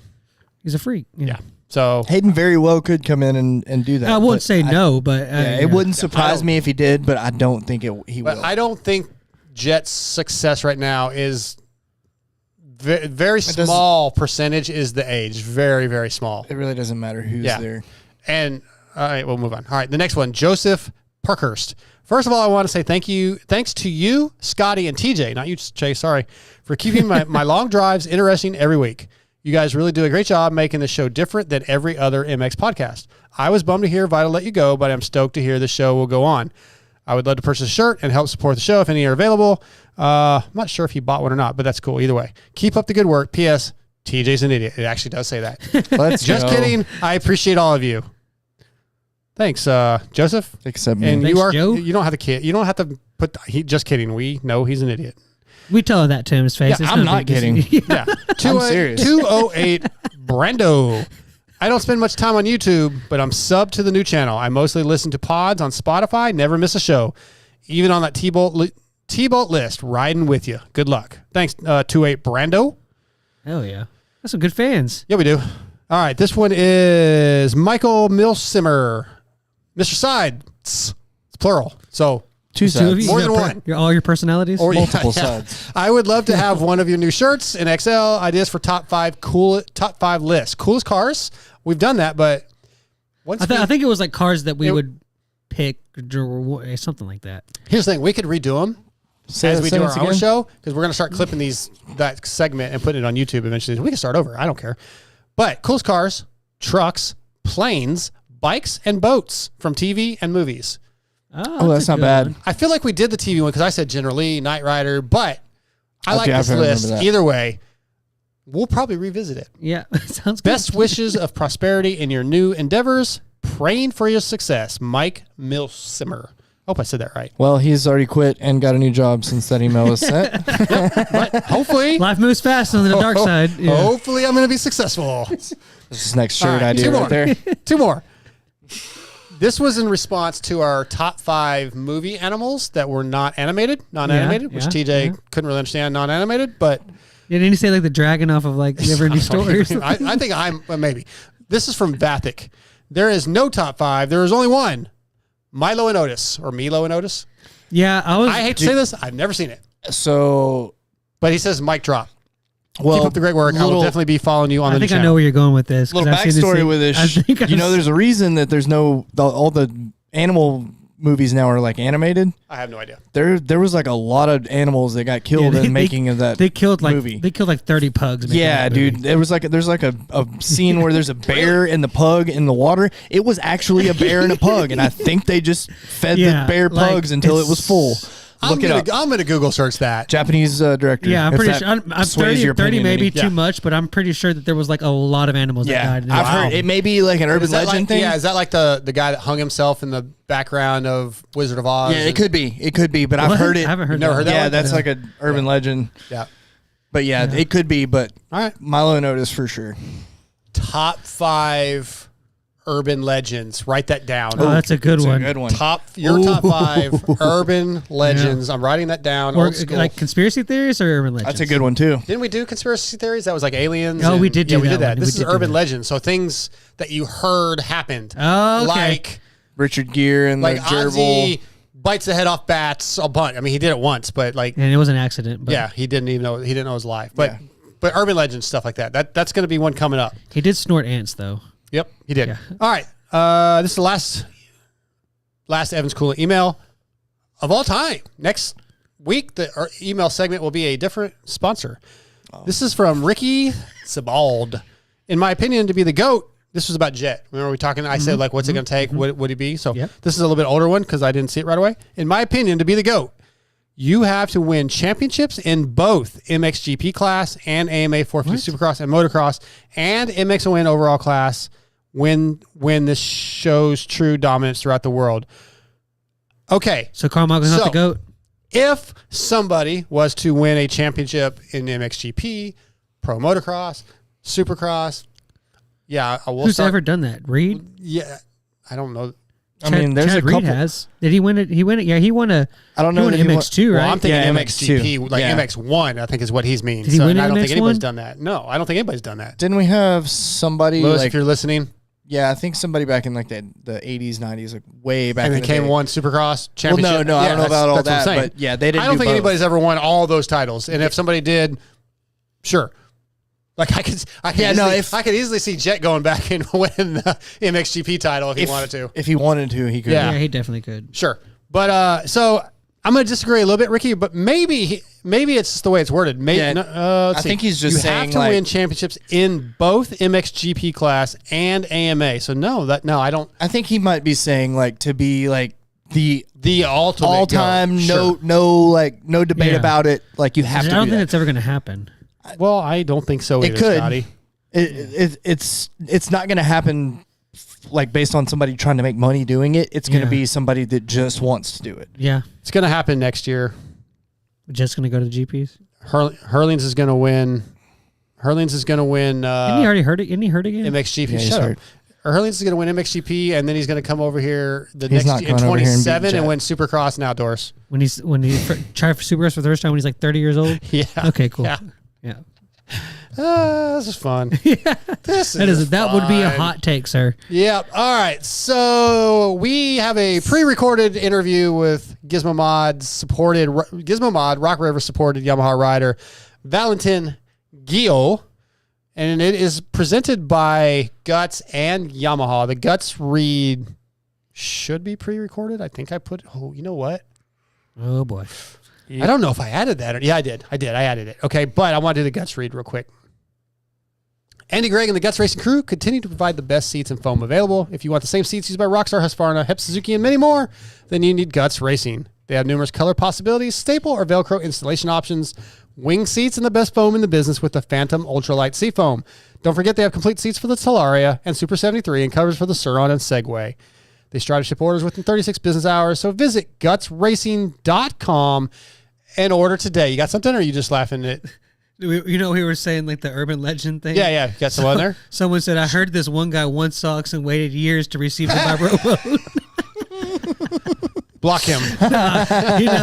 He's good, man. Yeah, so hang tight 1 second here.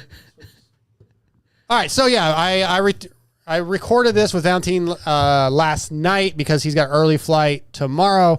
It's about a 20, 25-minute interview, I think, with Valentin. A lot of good stuff. If you guys heard him on Pulp, he had some audio issues. He only had one issue with me last night, and I actually cut that segment out, so it should be pretty good. It's Pulp's fault. He did repeat a couple of his stories, but there's some new stuff in here. So if you listen to the Pulp one, listen to the saying, it's good. If you're on YouTube, there'll be some photos playing, but the three of us will stay here. We'll jump in the chat and kind of talk some shit with you guys.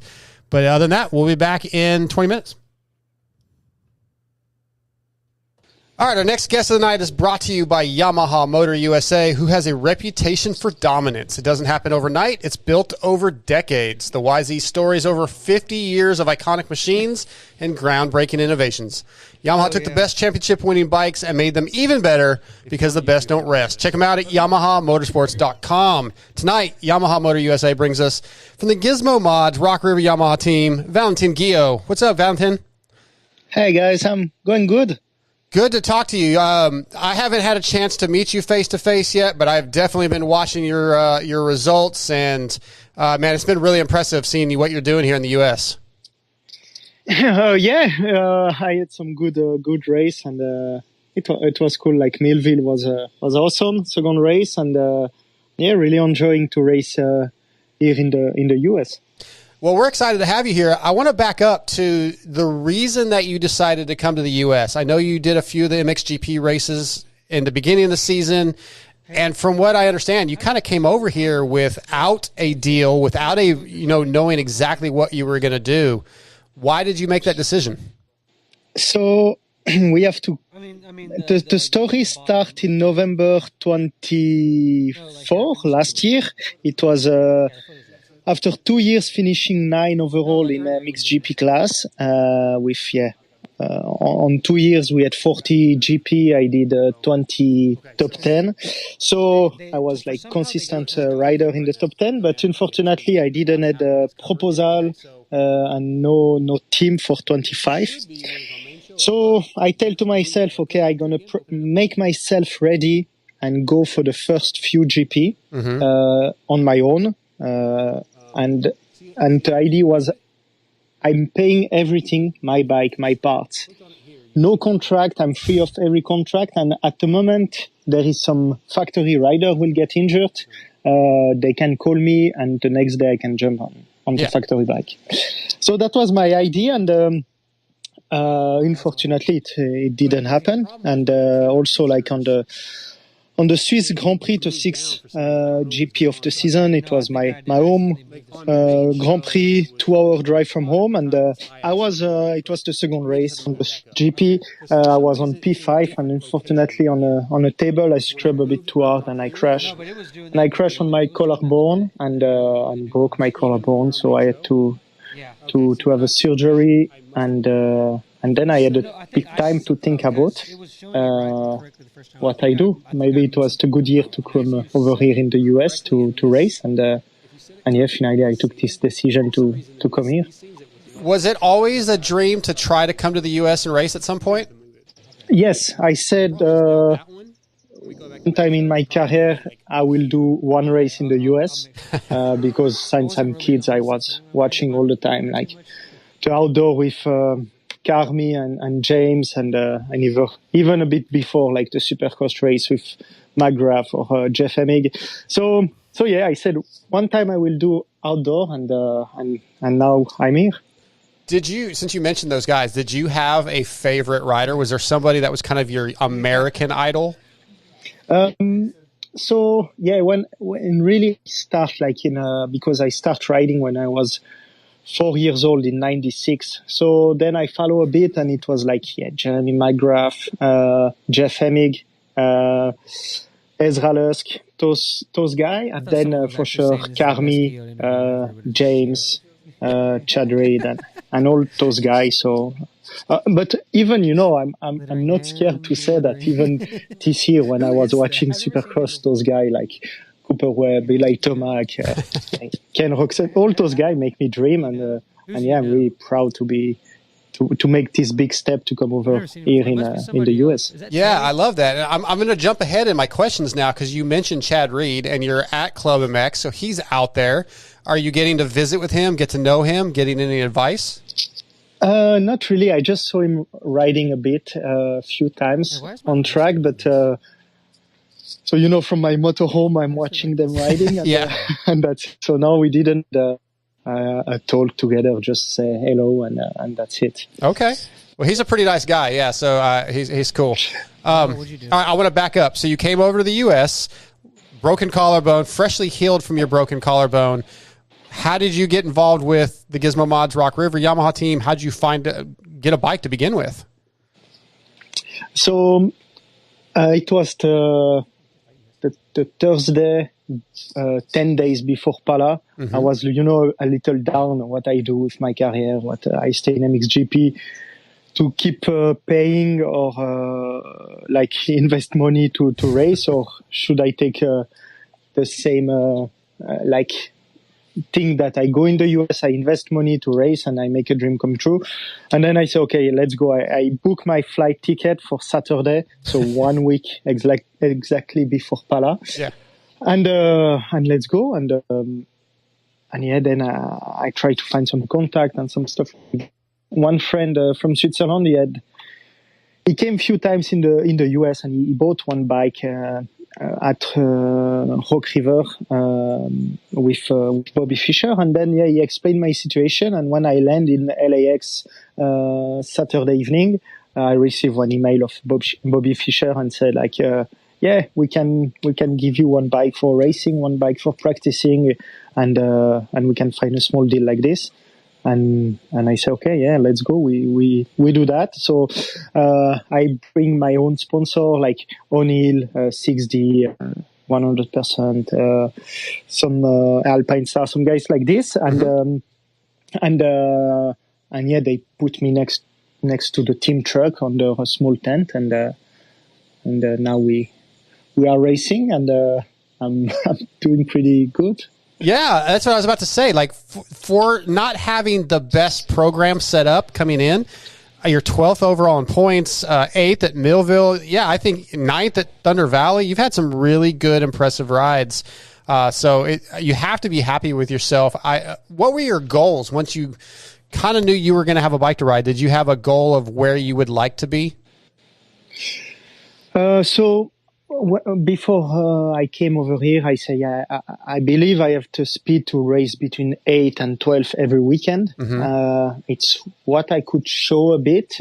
Just I was struggling when it was really hot weather, that we are not that used to have so much humidity or hot condition in Europe. So I was struggling with that. So it was more around the 14, 17 place. But when I'm feeling good and the conditions are fine, I'm fine with racing around 8th place, 10th place. So that's the main goal to continue the season like this.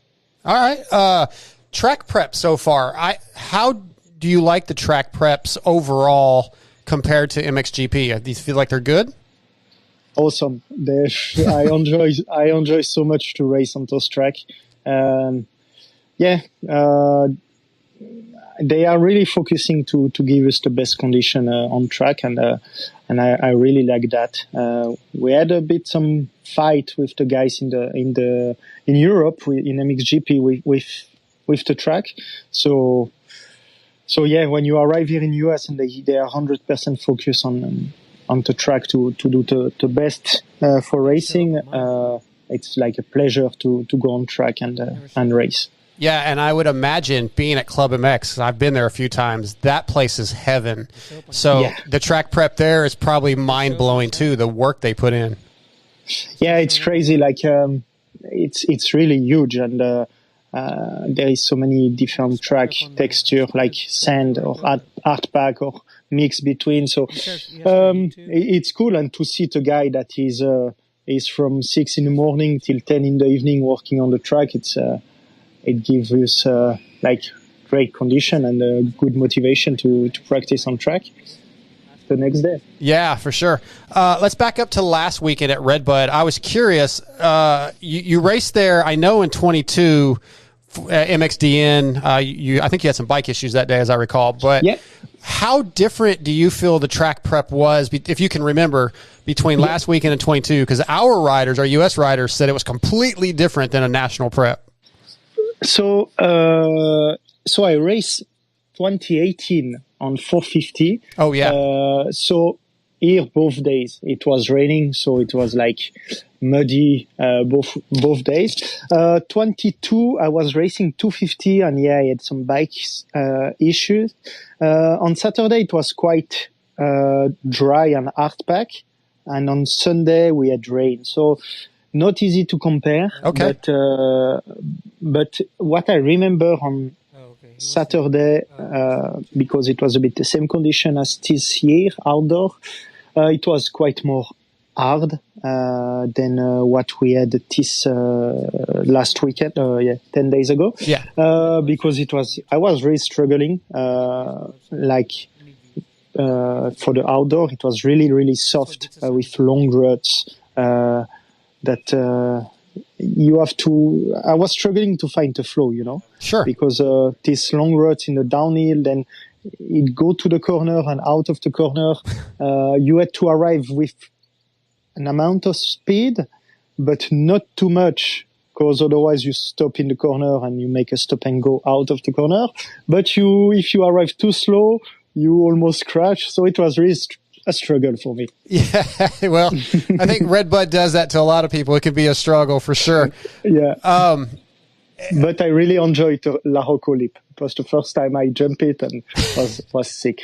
I was going to ask if you got over it, because it wasn't easy last weekend. I don't know. It was my goal to jump every lap. Okay, that's awesome. I love it. And make some on Friday for the press day. I make some turn up, turn down. Yeah. It was cool. Oh, that's great. That's great. The crowd loves it. I want to stick with some positives for MXGP and positives from nationals. Like, what do you like better about each? I'm good friends with Lewis Phillips, and I heard you talking about the sandwich and all that. So we won't talk about food. What do you like about the series? Which one what do you like best about each series? Outdoor motocross, because it's 1 day format. So like you arrive on Saturday morning, you do your 2 sessions in the morning, then you 2 race, and you give all what you have, and then it's done. That's the first thing.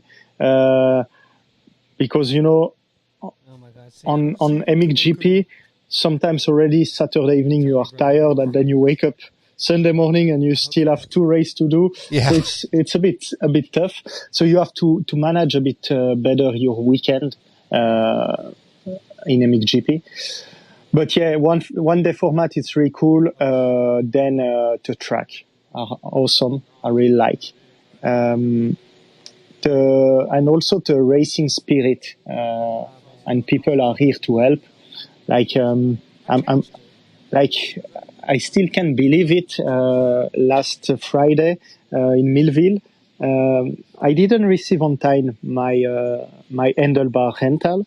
So then I make a small lap in the paddock to see who race with the same handbar than me 997, and I saw Pro Circuit Kawasaki. They have someone who race with 997, and I go to the mechanic and I say, yeah, I didn't receive my handlebar. It's possible to have one? And he said, oh yeah, okay. He go in the truck, he give me. Like, yeah. I was like, I think the guy even don't know my name, and he give me one handlebar, and I was like, in Europe, you are from the same brand, like Yamaha. You go to the Yamaha team, and they are like, it's difficult to give you one bottle of water. So that's sad. I was yes, really sad. I was really surprised this mentality to help the guys, even they are not from the same brand, and I really appreciate that. Really to all the American people in the industry who try to help. Really big thanks for all those guys. Yeah, I'm glad you're having a good experience. How about on the track? How's the experience been with racing guys like you mentioned earlier, some of the top riders? I know you've had some battles with Barsha and Eli Tomac and Malcolm Stewart. How do you like racing with those guys that you've been watching on TV? I mean, you're a pro racer, but you clearly are still a fan of the sport. So it's kind of cool. It's got to be cool to line up with those guys. Yeah, I'm a big fan of all those guys. From the first January, I watch Supercross, and I'm behind my TV to support them and to share when it's racing. So cheers when they are racing. So I'm a fan of them, and I'm really happy to be able to race with those guys. And the experience of racing, it's quite a bit different than Europe, because due of the track. In Europe, you have a lot of intensity during all the race. Mm-hmm. But when you have your place, you keep your speed, and then you try to don't make mistake, and should be fine like this. Here in the US, you have a lot of intensity to first 5 laps or 10, 15 minutes. But really, the first lap, it's crazy because there is so many lines on the track, so many possibility to pass, and really, like the first lap, sometimes in one corner there is 3 guys who pass you, and it is in Europe we don't have. So I still struggle a bit. Like Millville second race, I start 5 on the all shot line, but after the first lap, I'm on P10. So then it shows that we are not used. Also, like if I take the example of Roré Prado in High Point, I think it was the first race. He starts second behind Jet, and then it make like left of the first corner, right, left, and then you are down in the wave.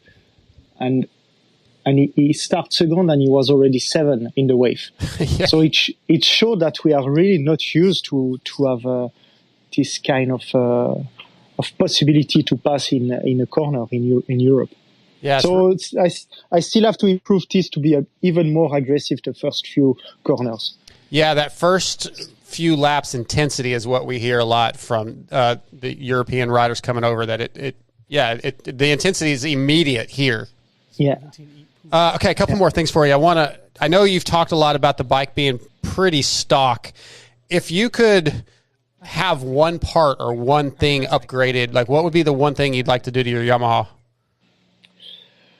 I'm full stock engine, stock electronic. Just I have one Akrapovic exhaust, and I have stock suspension with a setting inside. Yeah, that's a big deal, because for sure the suspension, after 15 minutes, I see that the rear shock change a lot. It starts to get hot, and then for sure the suspension are not really reacting the same anymore. Mm-hmm. So we know that factory suspension, then it keeps the 35 minutes the same. You don't have this drop after 15 minutes.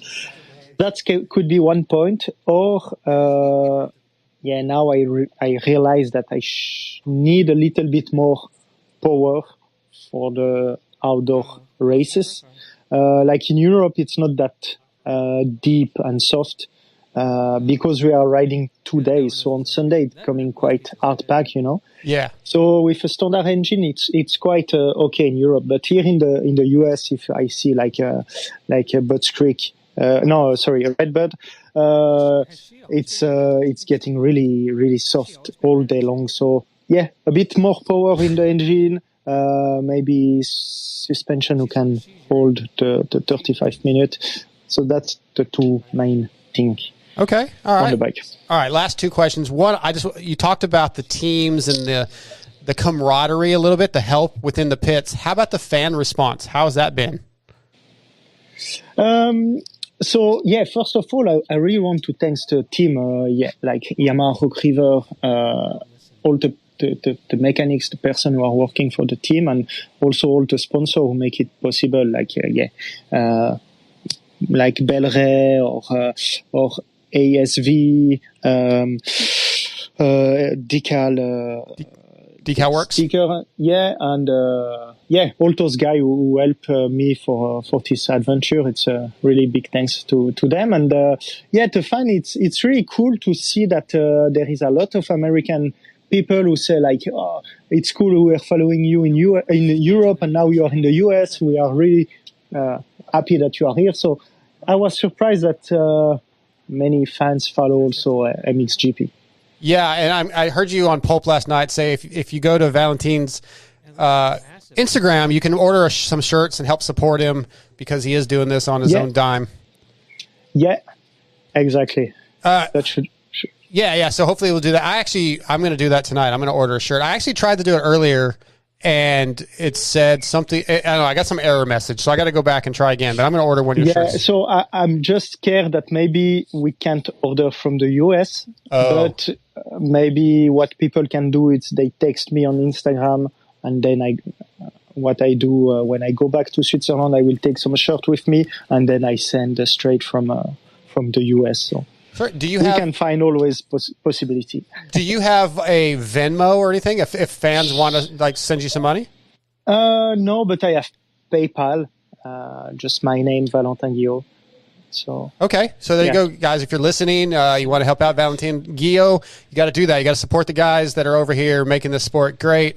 Did you bring anybody with you? Do you have like a mechanic of your own, a girlfriend, anybody that's hanging out helping? No, I'm all alone. Yeah, the first week for the first race, my girlfriend, she came with me because she said, I want to come see the first time outdoor. So she came with me, but then I had my cousin who came for the round 2 and 3. But since now I'm alone in Club MX, living in my motorhome. But I'm happy every Saturday to go racing. Well, we're glad you're here. Last question, and I know you've talked about this in interviews and on Pulp last night, but obviously SMX is the goal. And I guess that's something you got to be pretty excited about, the opportunity that you're right there. Yeah, it's the goal to qualify straight for SMX. I really want to be in the top 20. I don't want to go for the last chance qualify. Yeah. So yeah, we will see. Now I'm really getting close. It's going to be really tight to get in, because I think it's like 2 spots for 4 person, like 4 rider, like Paturel, Culas, Cody Shock, and myself. So yeah, if I can keep racing like I did in Millville, will be way more easy than having some P17. All right, before we let you go, there's a break coming up after this weekend with Shugo. Are you going back home, or are you doing anything, just kind of hanging out at club? Yes, I'm going back home in Switzerland to eat some good food. Yeah, that ham sandwich. Oh yeah, It's also really simple stuff, but that's a big luck we have in Europe and also in my country, that the quality of the food is really good, and then also having a bit good time with the family, girlfriend, friends, and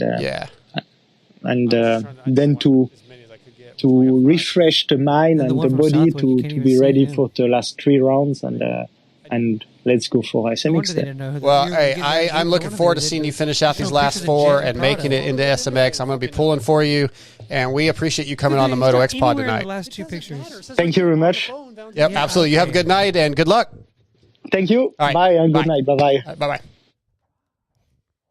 All right, we are back. That was the best Valentin Guillod.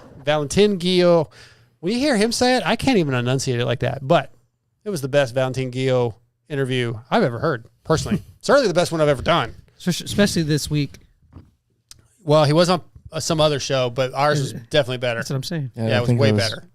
That's Lewis did a pretty good one with him at the race, but this was still better, right? I mean, this is Well, that would have been last week, technically. Sunday. Yeah, I guess. That's actually a good question. Some people say that I just got a text that said the hot mic on the line. I don't know, man. I don't think so. I don't know. We're back. So some people say that the week ends on Saturday and Sunday is the first day of the week. Well, here's my calendar. I know. Sunday, day one. Yeah, but see, that's not the week starts on Monday for me. Like that's The week does start on Monday. The weekday, yeah, but the weekend. I mean, I don't know. The calendar says Sunday. In my mind, the start of the week is Monday. Yeah, that's how I look at it. So maybe that'll be our pick one. Hang on, let's see. Sounds like we're all on the same side. Could hear Scotty talking toward the end of the interview.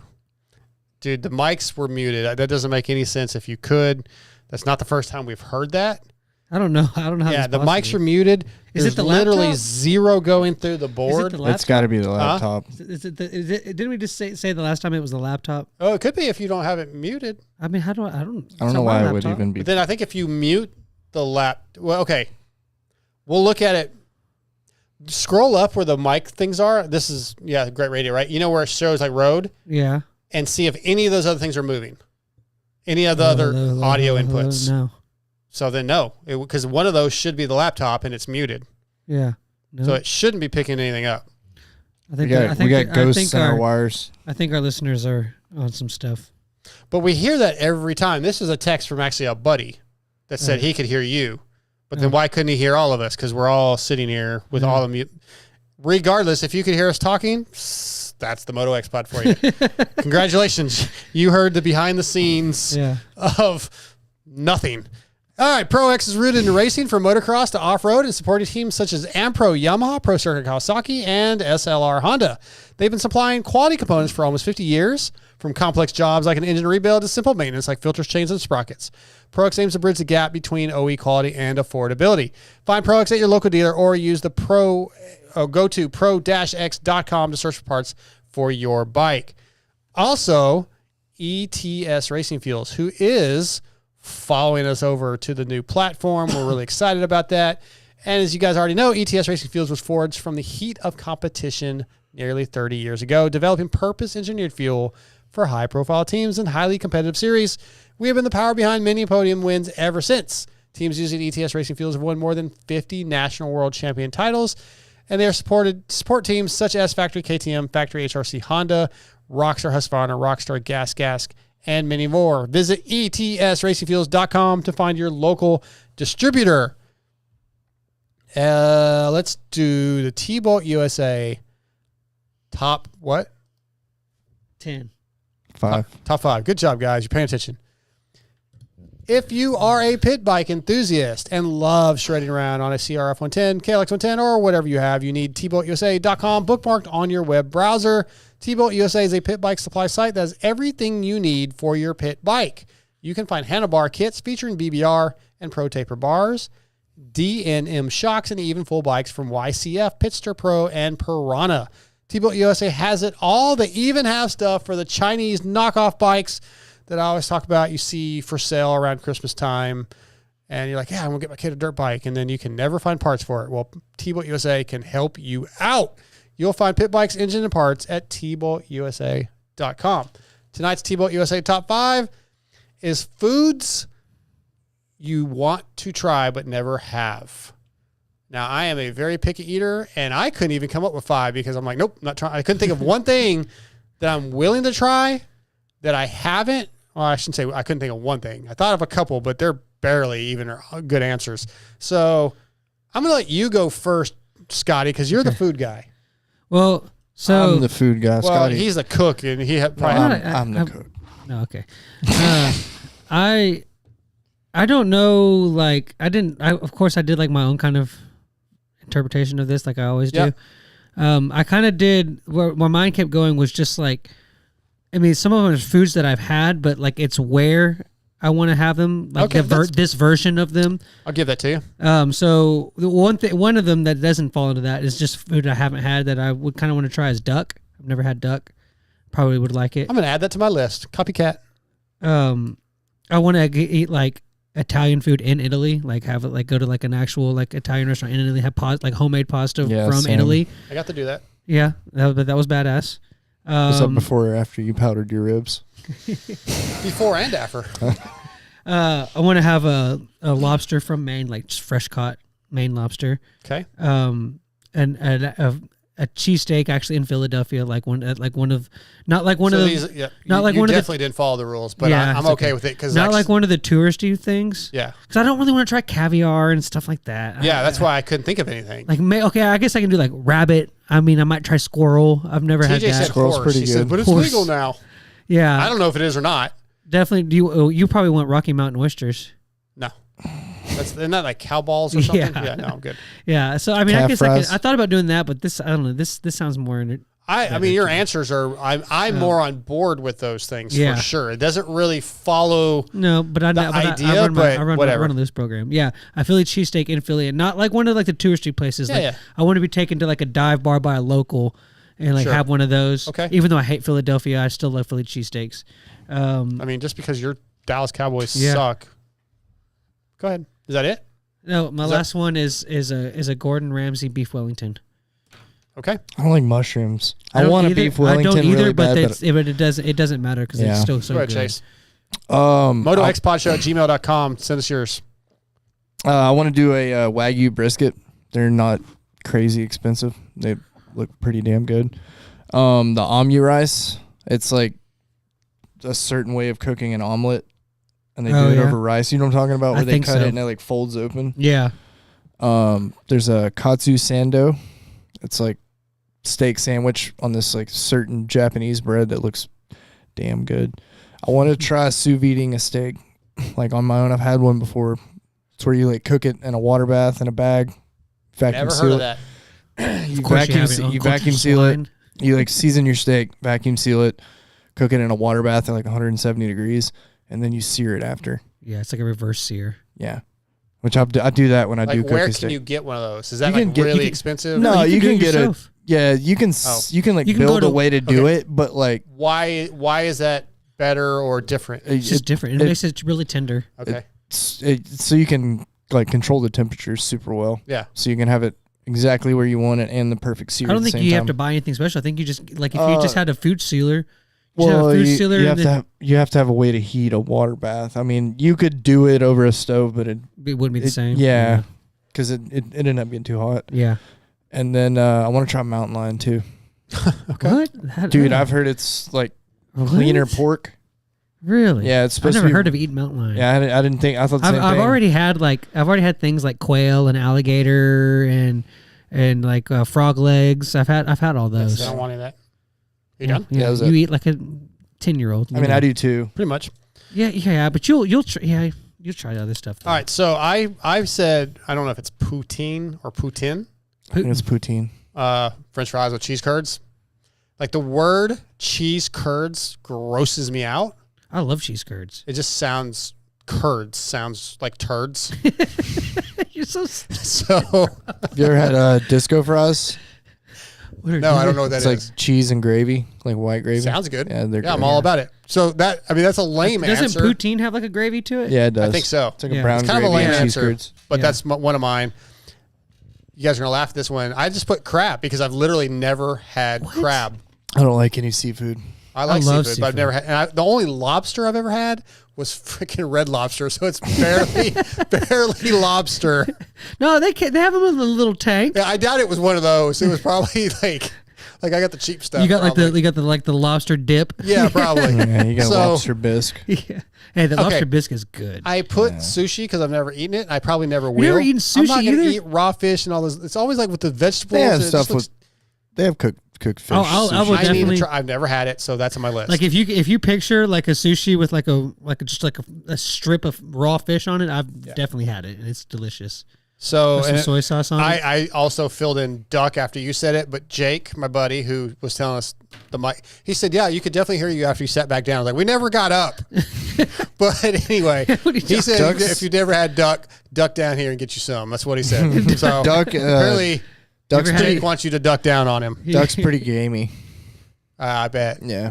That's A lot of people that's don't all like I've it. got. I think I really only had 4, and they're barely like. Well, yeah, you eat like chicken. Yeah, you keep tenders saying and that, Scotty. rice. Okay, yeah, I like my food plain and dry. Yep. Like I don't want anything on my hamburger meat because meat tastes really good. Yep. I don't want to screw that up by adding tomatoes and Maybe some bacon. Yeah, bacon, of course, more meat. Yep, exactly. Yes. Yep. I'm fully on board. I don't know. Why would you want to ruin your food by putting gross stuff on top of it? I like I can have a burger, just meat and cheese, bacon, like maybe some mayo and ketchup or mustard you or just whatever. ruined it.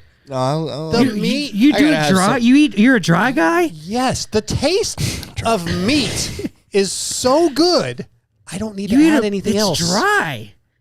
The meat should be juicy unless you go to probably your Dairy Queen and wait an extra 4 minutes in line for your food. Sir. Yeah, I'm sitting there looking at my bag of food sitting on the counter while your employees talk to each other and my burger's drying out. But normally, if you do it right, the meat is juicy. It's got to at least have some mustard on it. I usually do meat and cheese, and then I'll like dip it in ranch or something. Well, you know what I say about both of you? Yeah. That. It's not on the right swing and a miss. Yeah. That's probably why they hurt us. Stop acting like an idiot. You're the idiot. Don't be an idiot. Changed my life. Okay. All right. Barnett clutches, pick one. This is the last Barnett clutches, pick one. Now, whether we keep the pick one continues going or not, I don't know yet. But this is our last Barnett clutches segment. We want to thank Barnett for being a supporter of the show.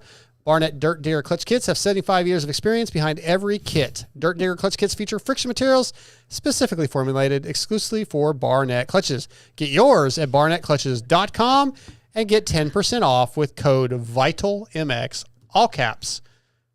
What are they saying? They making fun of my food? Yeah, I do want to know. Let's do it. Dark could never get it moist is what we were laughing at. Well, Amber won't come in here, but you're incorrect. I don't think she's here. So I think she's back. She's back from yoga. She's just coming through the front door. Oh, okay. So she should be back. But you're wrong, sir. Okay.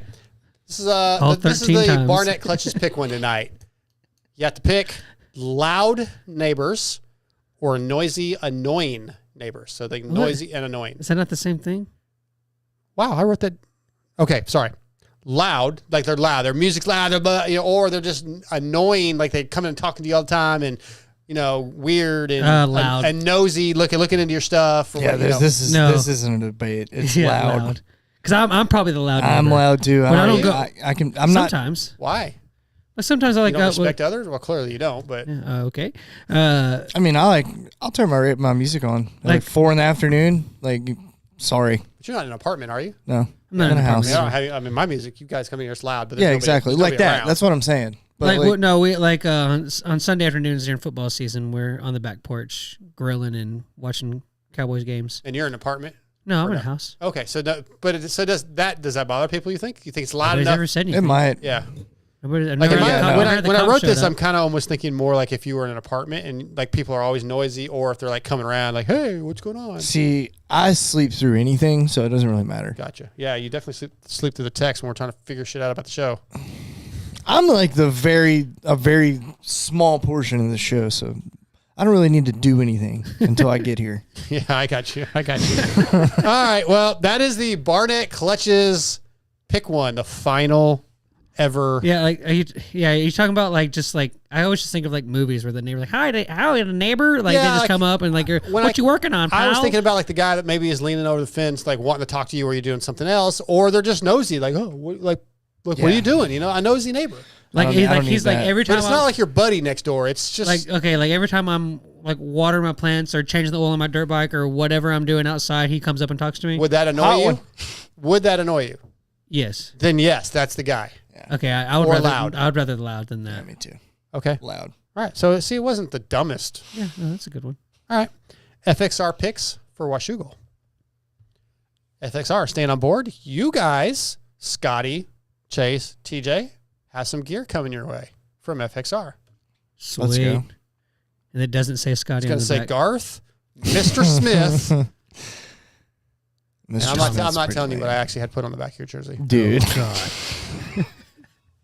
What did It you? says, "Wah." Drain plug. all the way down. All the way down. Wah. Just put drain plug on there. No number on it. It just says Yeah, win. yeah. No, it says Thompson. Yeah. Spelled it right. I almost put the P in there. Yeah, I'd have been really pissed. I know. I did, and then I was like, oh, that's not right. Yeah, I'd have been real upset Yeah. with you if you'd done that. I'd have been Especially when upset. I wanted to be Scotty. You didn't say that. Look, how many times have I asked you about this gear in our group text? Yeah, you're right. At least 3 times. Okay, yes, ma'am. On the final turn time, once I had the email typed, I asked again. You said Thompson 719. I did not say Thompson 719. What'd you say?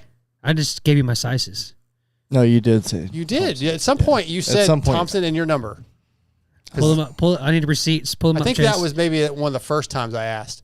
But then after I submitted it, after Brad responded, done deal, you go, I think I wanted to say Scotty or Scotty T. I was like, yeah, it's a little late, bro.